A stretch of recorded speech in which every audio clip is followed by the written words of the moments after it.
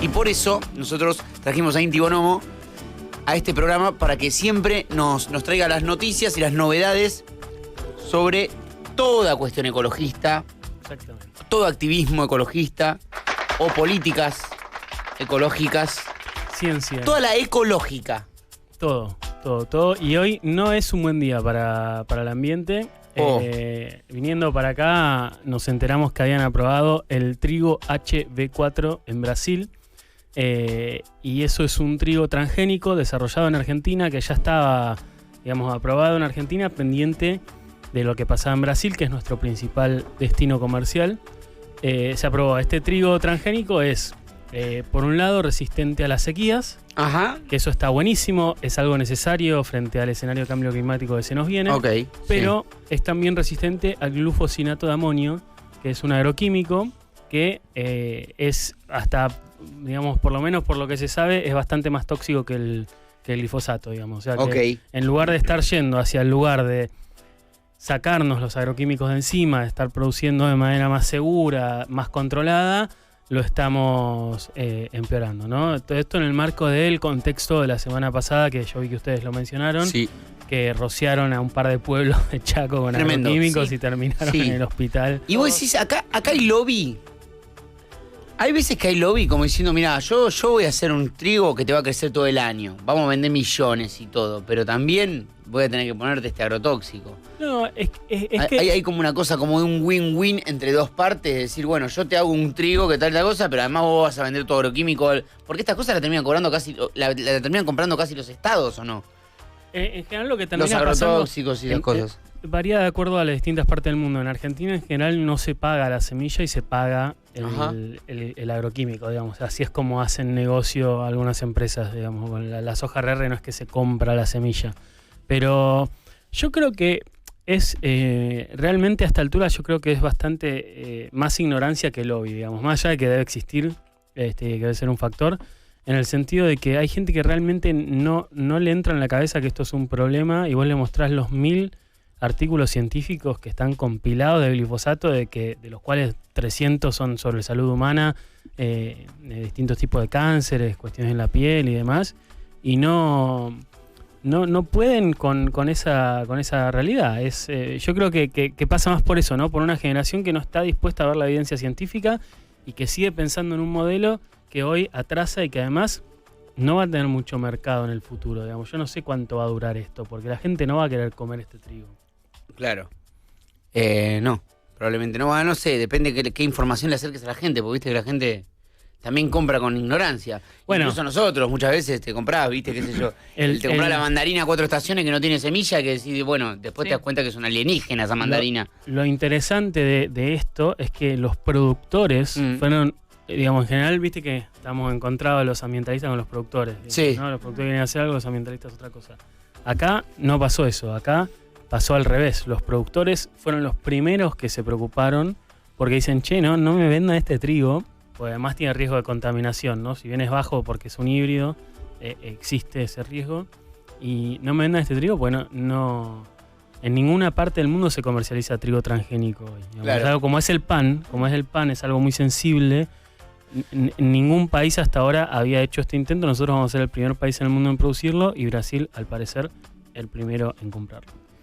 Así que bueno, vamos a ver qué pasa. ¿Qué color es? ¿Fucsia con tachas? No, se va a ver igual que los otros, pero bueno, el problema de vuelta, el problema no es que sea transgénico, al menos desde mi punto de vista. Yo no tengo algo contra la transgénesis, me parece una herramienta fabulosa. Claro. Sí tengo un problema con las resistencias a agroquímicos que después derivan ante la falta de control, ante la falta de gestión, ante la falta de educación y ante la falta de formación académica, termina derivando en estas barrabasadas que vemos que están pueblos que tienen lluvia de agroquímicos. Sí, es increíble. Bueno, cuando nos mostraste el estudio que hicieron, no me acuerdo dónde lo hicieron, que buscaron en distintas tierras, en Ituzaingó. En Córdoba. Las afuera de Córdoba. Pero habían buscado en canteros de las plantas, cosas así en la calle, digamos, en las casas. Eso en lobos. Y se encuentra. Y encuentra glifosato en todos lados. Sí, porque es terrorífico. Y bueno, el glufosinato de amonio tiene toda la pinta de ser peor. Lo que siempre pasa con esto es que cuando, digamos, el glifosato, ¿por qué ahora sabemos todo lo que sabemos sobre el glifosato? Bueno, pues pasaron 20 años de un uso continuado y eso te permite hacer un montón de estudios, o 30, hacer un montón de estudios toxicológicos, epidemiológicos, que antes de que pasen esos 30 años no los puedes hacer. Claro. Ahora con el glufosinato de amonio va a pasar algo similar. No vamos a tener 1000 papers sobre el glufosinato de amonio porque era un agroquímico marginal, digamos, del uso.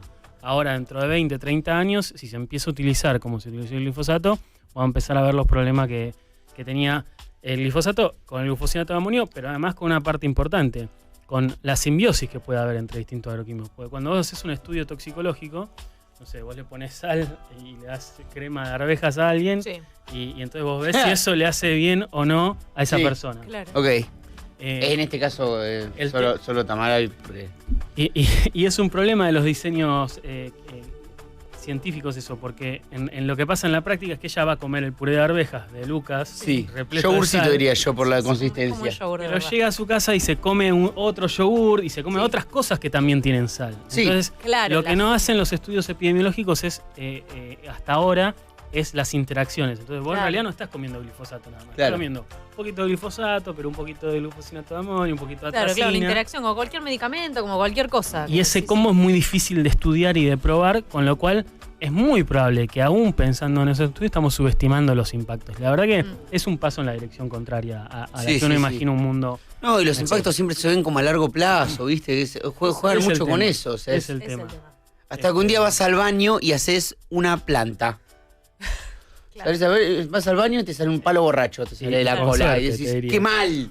Sí. Entonces, ¿en qué quedamos? Y entonces quedamos en eso, digamos, esta es la noticia, hay que ver cómo reaccionan los productores, es decir, los productores que antes estaban en su gran mayoría en contra, hay que ver si esta noticia la ven como algo de, bueno, está bien, si me garantizan el mercado, yo lo siembro, o si dicen, che, no, o sea, porque el día de mañana Brasil no me compre, yo tengo todo mi trigo contaminado con este trigo, claro. Yo no quiero correr ese riesgo, digamos, porque le quiero vender a la Argentina, le quiero vender a Europa, le quiero vender a China el día de mañana, digo, no sé. Hay que ver cómo reaccionan los productores, a ver si lo adoptan o no lo adoptan. Por ahora no lo venían adoptando, vamos a ver qué pasa a partir de esta noticia. Digamos, Ok, bien. ¿Hay alguna buena noticia? ¿Algún guiño esperanzador así como ese halo de luz que nos traes a veces? Tenemos una buena noticia y es que, bueno, vieron que sigue la COP, probablemente el próximo jueves hablemos un poquito más en detalle de las conclusiones de la COP, que está por terminar. En teoría termina mañana, pero estaban viendo si la extienden 2 o 3 días más, porque hay como algunos desacuerdos todavía para el documento final. Pero en ese marco, además de ese documento importante sobre cambio climático, muchos países hacen como negociaciones bilaterales o multilaterales que no necesariamente son la COP y el cambio climático. Y en ese contexto, 4 países, Panamá, Costa Rica, Colombia y Ecuador, firmaron un acuerdo para armar un corredor de áreas protegidas marinas que incluye, por ejemplo, las Islas Galápagos, la de Cobo. Buenísimo. Una gran cantidad, son 500.000 kilómetros cuadrados de área de protección, que, bueno, esa es la buena noticia, digamos.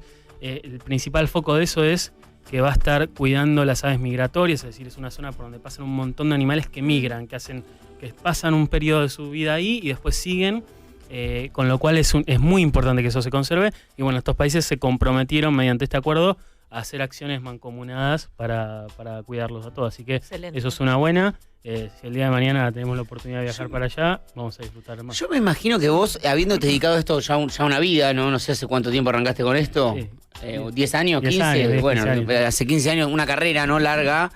Debes estar en tus años más felices en este sentido, de que esto está en agenda, de que se habla, de que por lo menos lo hablan los presidentes. Yo creo que por lo menos para los que se dedican realmente, porque yo solamente reciclo los residuos cuando me acuerdo en casa. Y a veces en el cajero automático tiro unos centavos a UNICEF y me siento bárbaro conmigo mismo, pero te juro me siento Gandhi. Ese sentimiento es único. Sí. 14 centavos quiere donar, señor. Sí, mis 14 centavos a UNICEF se los doy. Puedo dormir tranquilo. Nelson fucking Mandela me siento. Pero para vos, que te dedicás una vida así a todo esto, debes haber pasado épocas mucho más frustrantes que estas, ¿o no? Mirá, ¿sabés qué? En donde realmente nadie hablaba del asunto. ¿Sabés qué? Es re loco porque definitivamente se hablaba muchísimo menos, había mucha menos exposición, mucha menos fuerza, mucha menos militancia también. Si bien había menos cantidad, pero yo era muchísimo más ingenuo y optimista. Claro, era más Yo pensaba viejo, mi amigo. que las cosas se iban a arreglar y que no hacía falta una marcha y una revolución para que se haga un acuerdo por el cambio climático. En cualquier momento está subido un V6 hermoso A un 3.5 gastando uno de litro de nafta. Hay un momento en donde creo que voy a decir, mira, Vas a soltar, Y ¿no? la verdad, Es No. una persona más si con nos un vamos a auto. estrellar, apretemos el acelerador. Es un auto más. No, si suelta Inti Bonomo, mensaje? ¿qué nos queda? Mándame la foto de Inti en blanco y negro y la cita. No. Al lado. Sí. Si nos vamos a estrellar, apretemos el acelerador. Es que a veces, no, es lógico el razonamiento igual. En un momento decir, chicos, si no vamos a hacer nada, vamos. No, a ver, Vamos a estrellarla, no, lo bueno de a es, poco. lo bueno es, y dejamos la puntita, la semilla para la próxima columna, lo bueno es, todavía estamos a tiempo de frenar. Entonces, todavía no es seguro que nos vamos a chocar contra la pared. Ok. O mejor dicho, el choque todavía puede no ser fatal. Eso. Entonces, hasta que haya un mínimo de esperanza, yo voy a estar ahí en el bastión resistiendo. Excelente. Claro. Qué tarde. Uy, se nos hizo re tarde, 13:01. Nos tenemos que ir. Inti, te agradezco especialmente porque sé que estás pasando por un momento muy difícil y que hayas venido para acá a hacer la columna como siempre y que estés acá con nosotros. Es siempre un placer. Luqui, me parece que tuvo una sobredosis de sushi y se fue en un momento. ¿Se fue? De sal. Luqui, Sí, ¿se fue? se va. Comió Mirá que molió. Uy, el Kung Fu Panda está hecho verga. Nos vemos mañana, uy. ¿sí? ¿A reconfirmar? Para confirmar. No, hoy no. Lucas ya se fue, ya llegó a la casa. Recuerda.